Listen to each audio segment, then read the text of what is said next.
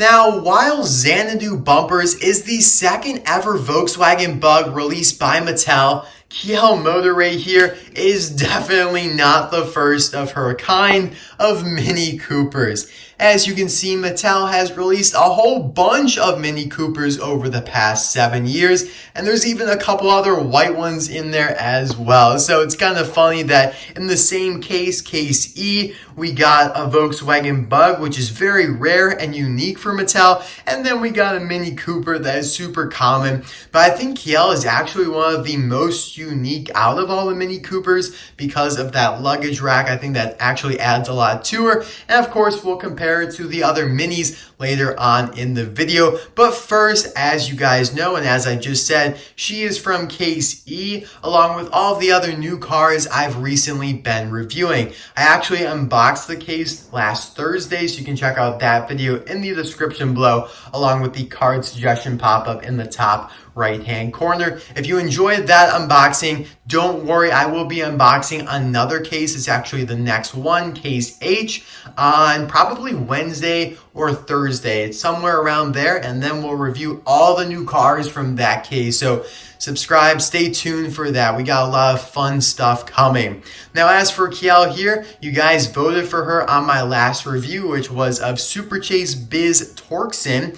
She won with like 6% of the vote. So that's pretty awesome. That seems like a lot of people want to see Kiel. And now that leaves only one car from Case E to be reviewed, that being Bill Revs from the Caelum series. So expect a review out of him in the next day or so. And then we'll start on Case H, like I said. So here is Kiel's packaging. We have a nice look at her as an artwork there. Very nicely animated and detailed with the luggage. She is in the Florida 500 series because that's where she appeared, and I'll show you guys exactly where she appeared when I open her up. For some reason, the desert background is not blurred. For Bill and a bunch of others, it is. Sometimes they don't, sometimes they do. It's very, very strange. On the back of the package, you can see Fabulous McQueen, Cars 3 Bob Cutlass, Steve Hearsell, and Mater with 95 hat.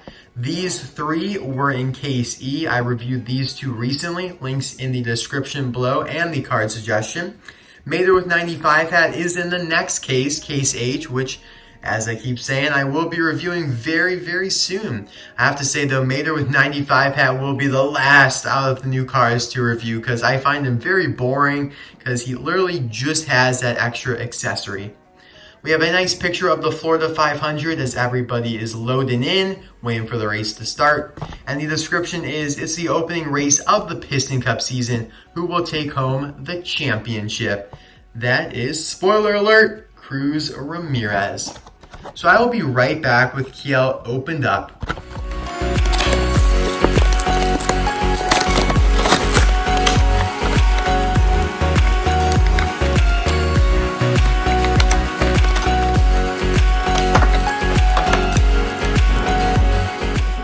Now, I find it very cool that Kiel, alongside Steve Hearsell here, and this unnamed semi-cab actually cross-pass with the winner of the Florida 500, Cruz Ramirez, without even knowing it. You know, they're entering the Florida 500 stadium. I guess they're late for some reason. Maybe they're friends, maybe they're not, but they don't even know that they just crossed paths with Cruz Ramirez, who ends up coming back to the Florida 500 and wins. Like, that is incredible to me. Of course, she is leaving because Sterling just ordered her to because she was being a nuisance or whatever. He wanted her to go back and get the next trainees ready to take on the Rusty sponsorship. And of course, you can see that I don't have the correct version of Cruz Ramirez that appeared in this scene because Mattel has not released that version yet. It is the Cruz Ramirez dressed up as Jackson Storm. So yeah, there is the nice little picture from Cars 3. You can see all four characters there. I am including Chet Boxcar, the semi-cab here, as a stand-in for that guy. They're almost exactly identical unless, you know, his smokestacks were a little taller. So I find that really cool. But yeah, this is just Chet Boxcar, the hauler that came out in 2010 and now is super duper rare. One of the rarest haulers ever to be made. So I'm very fortunate to have one.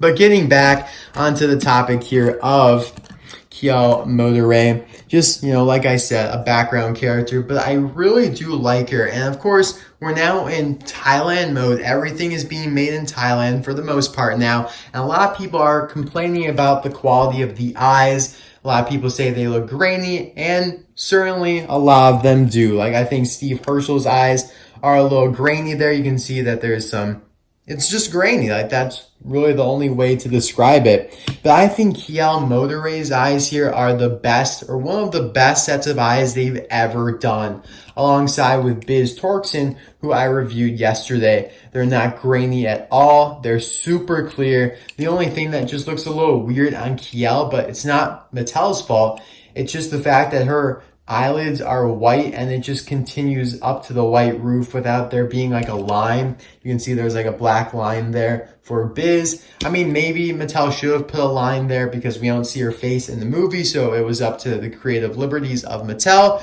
But I just think that looks a little weird. Like, there's just so much white. But anyway, as you can see, she's got a little smile on. She's excited to be attending the Florida 500. She does have this plastic piece here, a mouth plate, but it really doesn't look like that. It looks, just like it would normally, even though it is plastic. Some nice grills, or just one grill, and a bunch of headlights. Now, these rims they use pretty much on all of the Mini Coopers there. They are a little different now, being made in Thailand, and we'll compare them in a couple seconds here. I like how they painted the side view mirrors 2 different colors, white and black. I think that's, it's tough to do that for such a small piece.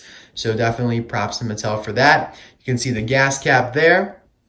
And on the back, her license plate reads KM32174. Awesome license plate. Kiel Motorray obviously is what the KM stands for.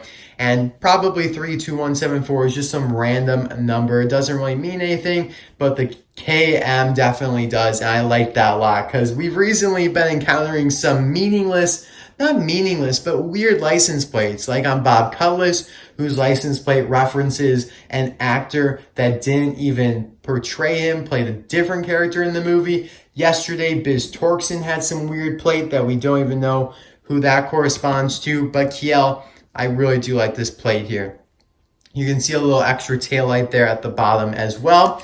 And now obviously the best thing about her is all this luggage she has up here, which that certainly is grainy. I don't know the paint they use for this. It looks bubbly, but it still looks pretty cool. And I think it is a little bit more realistically done. Like, the luggage looks more realistic than the luggage we've seen before, like on Ludwig here, released in 2014. The luggage is just one color. It's not shaded at all.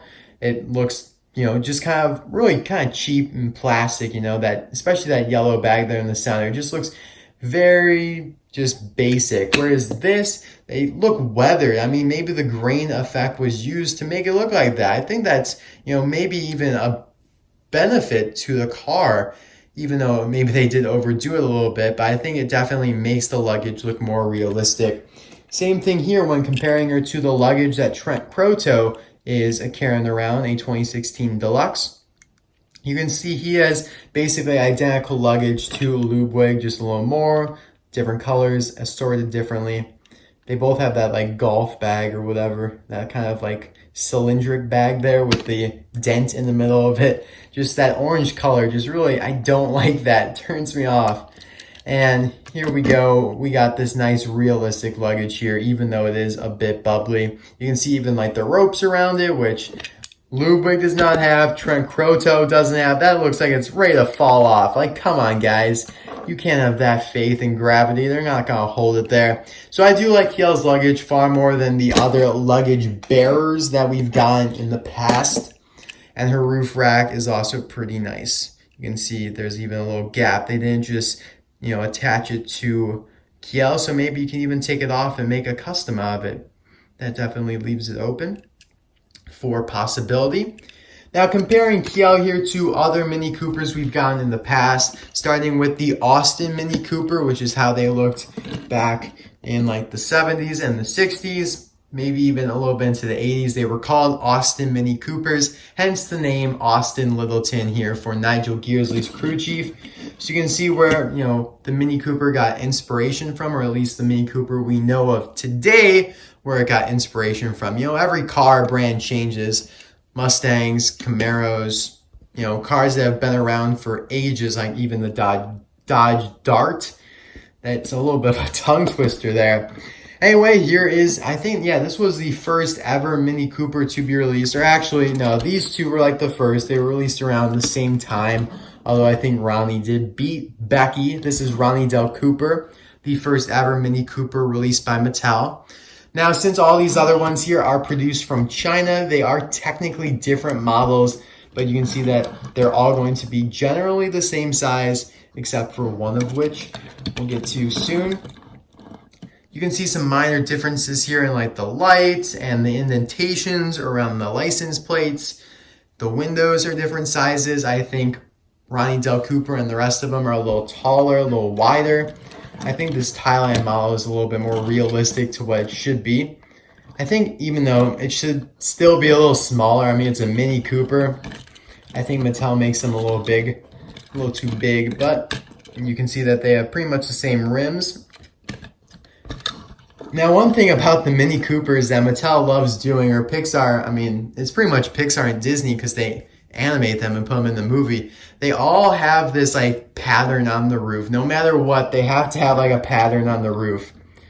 They even have to have patterns on the side view mirrors there. So you got the Union Jack, you got just like a checkerboard here. Now you can see on all these other previously released Mini Coopers, they have the Mini Cooper logo there on the hood.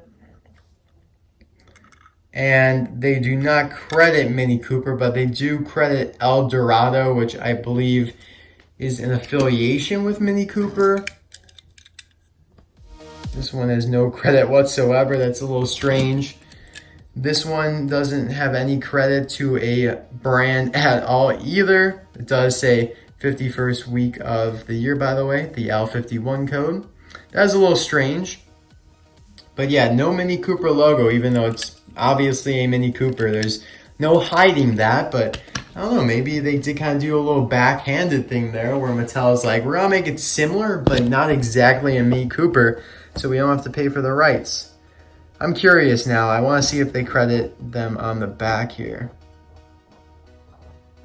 I don't see anything. Usually they have to credit the brand on the back. Interesting. That's just a bunch of legal jargon we don't really care about. Oh, there it is. There it is. Mini. Yep. They did have to credit Mini. TM. So that's interesting to know. I just wanted to know that. But they don't put the Mini Cooper logo on the above the grill there. So that's interesting. Now here's another Mini Cooper, a fan from the World Grand Prix. This one was actually canceled. I did review him though in the past. So that review will be in the card suggestion pop-up, not in the description. I don't want to put too many links in the description. You can see the Mini Cooper logo there. Kind of similar rims, although they are different from even Ronnie Del Cooper. Yeah, even there's that Mini Cooper logo above the like hatch for the trunk, which they excluded from Kiel. It's interesting, you know, just something interesting to think about. Now here's a Revs, another canceled Mini that was supposed to come out in early 2017. She's a World Grand Prix reporter. Also has that Mini Cooper logo and the similar rims. They all have this little light, by the way, on or above the fender. Too bad so many Mini Coopers were canceled, you know, 2 out of, what is this, like 7 here total? It's a big percentage there. Now here we have the Mini Cooper that differs in terms of model from all the other ones I just showed you, because I don't know why they just decided to make this one smaller, just a tad bit smaller. They also add an antenna to the roof, which I guess actually they added to the Max Schnell fan as well. But this one still is a different model. If you look in the windows there, things are just sized a little differently. And now in comparison to Kiel. You can see that this is more of a pearl white, whereas Kiel is more of a dirty white, more of a beige-ish. And that is pretty much it for the Mini Cooper Fan Fest here. Thank you guys so much for watching. I hope you enjoyed this video. And let me know in the comment section below, are you more of a Steve Hearsell guy or a Kiel Motorray guy? I am asking you because they both appear right next to each other in the movie. I think everybody's pretty much gonna go with Steve though, just because he's a Hearse. See, I'm pronouncing it right now, guys. Alright, thanks again for watching. Hope you enjoyed this video and that influx of information. I know I really speak fast. I give you guys a lot of information, so I've been trying to, I don't know, tone it down a little bit, but it's hard for me. So thanks again. I will see you guys, try to see you guys tomorrow for Bill Revs. If not tomorrow, then Tuesday. I want to get that video out as soon as possible though, so we can get on to the next case. Alright, bye now.